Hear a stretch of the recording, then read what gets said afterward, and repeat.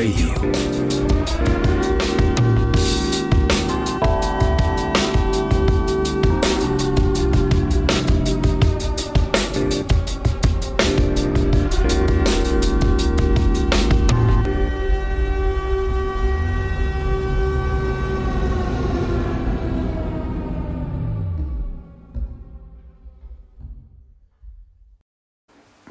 Dear listeners, I'll be reading an article titled Gasping for Air.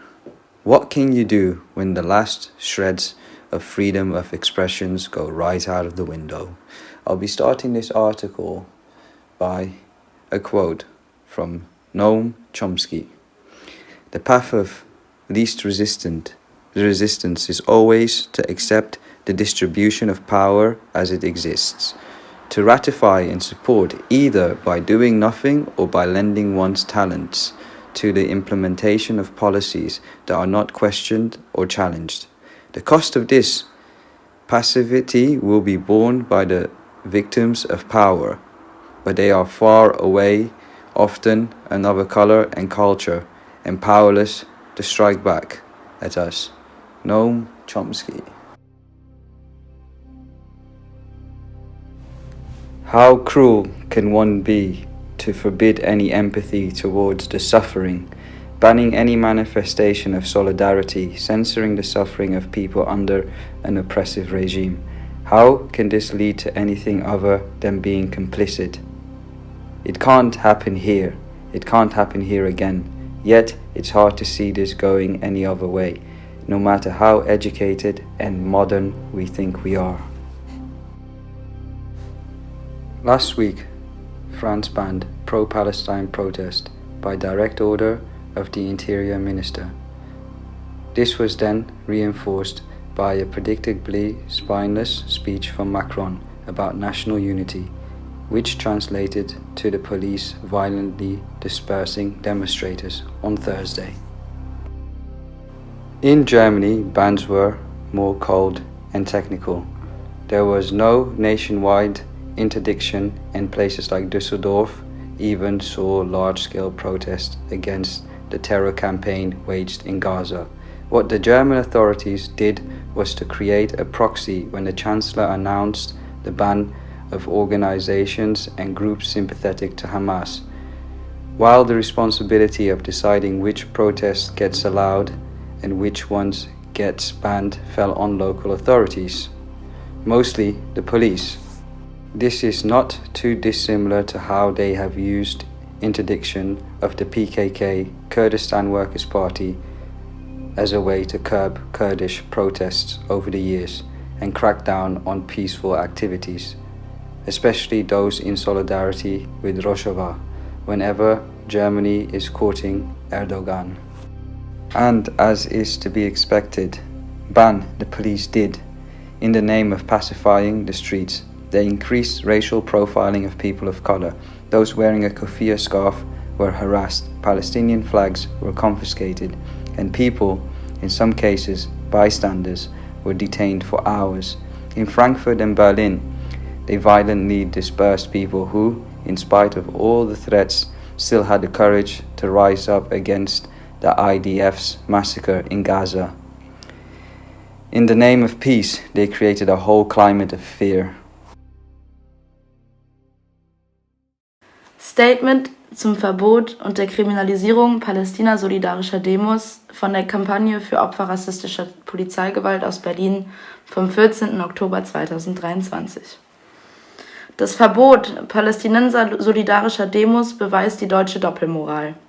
Während das Brandenburger Tor in Farben der israelischen Nationalflagge angestrahlt wird, müssen PalästinenserInnen und solidarische Menschen schweigend zusehen, wie ZivilistInnen in Gaza bombardiert werden.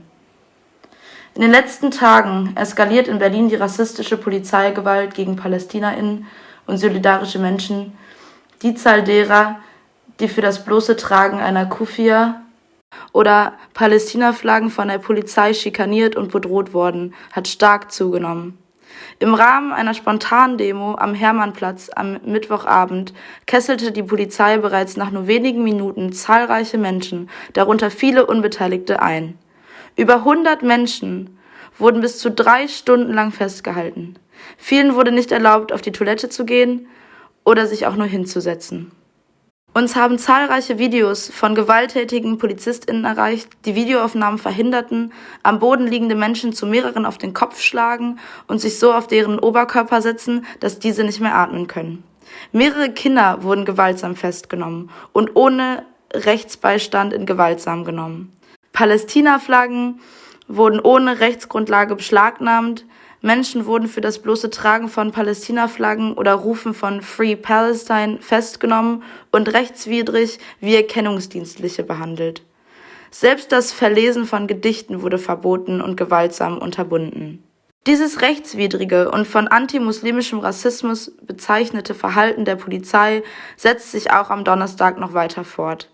Es folgten zahlreiche gewaltvolle Übergriffe der Polizei auf dem Antikolonialprotest vor dem Auswärtigen Amt. Die Kriminalisierung von Menschen, die ihr Grundrecht auf Demonstrationsfreiheit wahrnehmen, ist ebenso rechtswidrig wie das lebensgefährliche Knien auf dem Nacken Festgenommener und Schmerzgriffe sowie die gewalttätige Festnahme von Kindern. Wir verurteilen diese rassistische Polizeigewalt und rufen alle Betroffenen dazu auf, sich für Unterstützung an uns zu wenden. Summary. The German double standard. The Brandenburg Gate is illuminated in the colors of Israel's flag, while Palestinians watch in silence as civilians in Gaza will be bombed. Police violence against Palestinians has been on the rise in Berlin. People are harassed for wearing the kufiya. Palestinian flags are being confiscated. The KOP have received video recordings of abuses committed by police. Bystanders and even children are detained. The absurdity of the whole situation is best summarized by the tone-deaf post from the Twitter account of the Berlin police that went viral. The Polizei announced they decided to ban a gathering of Jewish Berliners against violence in the Middle East, against the murder of our fellow human beings in Gaza. Jewish and Palestinian people have the same right to live. The police do, however, have the courtesy to point out that they have evaluated all the circumstances and weighted all the interest, in particular the fundamental right to freedom of assembly. Twitter-Post der Polizei Berlin. Nach Bewertung aller Umstände und Erkenntnisse sowie der Abwägung sämtlicher Interessen, insbesondere dem Grundrecht auf Versammlungsfreiheit, wurde die für morgen angezeigte Versammlung auf dem #Oranienplatz jüdische BerlinerInnen gegen Gewalt in Nahost, gegen den Mord an unseren Mitmenschen in Gaza, jüdische und palästinensische Menschen haben das gleiche Recht zu leben, sowie jegliche Ersatzveranstaltung bis zum 20.10. verboten. Translation. After evaluating all the circumstances and findings, as well as weighting all the interests, in particular the fundamental rights to freedom of assembly, the assembly announced for tomorrow at Oranienplatz Jewish Berliners against violence in the Middle East, against the murder of our fellow human beings in Gaza. Jewish people and Palestinian people have the same right to live, as well as any substitute events are banned until October the 20th. Governments, regardless of whether they are normally on the right or on the center-left, have constantly held protests in contempt, in spite of their insistence on the need for dialogue, debate, dissenting views, and other empty buzzwords straight out of the neoliberal playbook. Germany is no exception. Protests alone, especially those that seek to alter events on a global scale, are an inefficient tool, since they can only leverage public pressure if there is a coordinated movement for change behind them. What they are, however, is a method to provide the public with an alternative viewpoint, a method for organizing and coalescing people around the cause. For as much as they are ridiculed, smeared, dispersed, they are a way in which an alternative viewpoint can be heard, no matter how the media tries to spin it, since there have been talks of Hamas supporters infiltrating the demonstrations. Protests are the best way of weeding them out and marginalizing them, similar to how the fringe far-right elements of all movements brought together during the pandemic became plainly visible during the protests. This is why the current authoritarian crackdown feels so suffocating. States, governments, and police have rarely kept their promises and found various ways to break their commitment to the right to public assembly.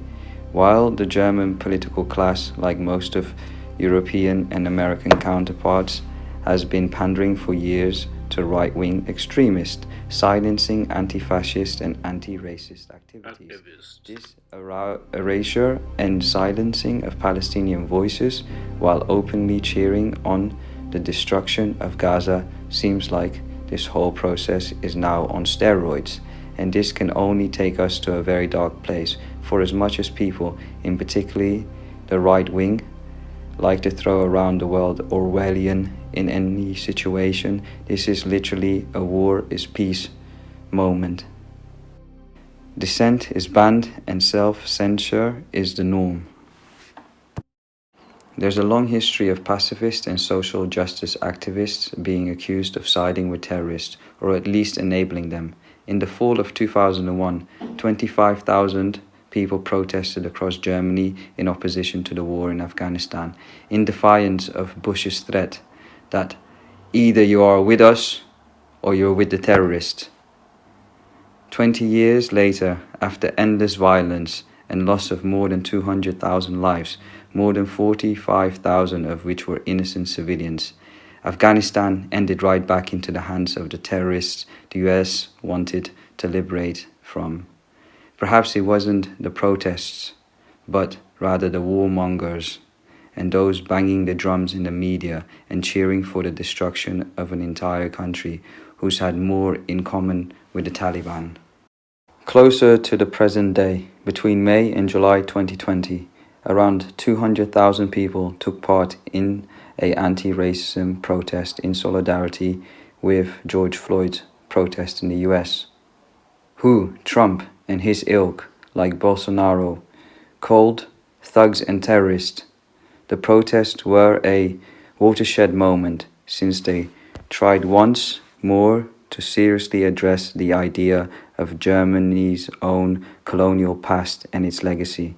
May 2023, poll by Die Welt dispels some of the propaganda and myths that keeps being floated in public space. Firstly, it showed that it's mostly left-wing and progressive voters who consider that Germany still has responsibility towards the Jewish population, while the hard and far-right, often ardent supporters of Israeli violence against Palestinians disagree. However, people clearly see the injustice being committed against the Palestinians, with 54% considering Israel's policies towards them unjust and only 13% considering it just. The political class, the media, and the intellectuals, as well as the educational system serving government policies, have not caught up to the majority of the population, and the last few days are a sad reminder of this. In another, more recent case of politicians showing nothing but disdain for those challenging the status quo, one of Germany's own lightweight Trump replicas, Christian Democrat CDU-CSU leader Friedrich Merz, called climate activist kriminale Straftäter, criminal offenders. Neither in 2001 nor in 2021 have the leading SPD and the CDU coalition gone as far as to block the right to peaceful protest. And once you're blocked from taking to the streets and labeled a terrorist or a naive pawn, what can you even do? Your arguments don't matter. The righteous anger against the slaughter of the people in Gaza, which the EU or the US can stop right now, provided they had something resembling a spine, is seen as unserious. Every word you say gets scrutinized for hidden dog whistles, and your very existence taints the whole cause. The authoritarian, the oppressor, has little to offer. His answer is the boot, that of the Polizei or that of the IDF, in the face, and it can only go so far before his entire system of fear, suffering, and repression crumbles. So if taking a stance feels like gasping for air, then instead of cowering in despair, we can try to step and breathe in time with the Palestinians whose collective voices need to be heard.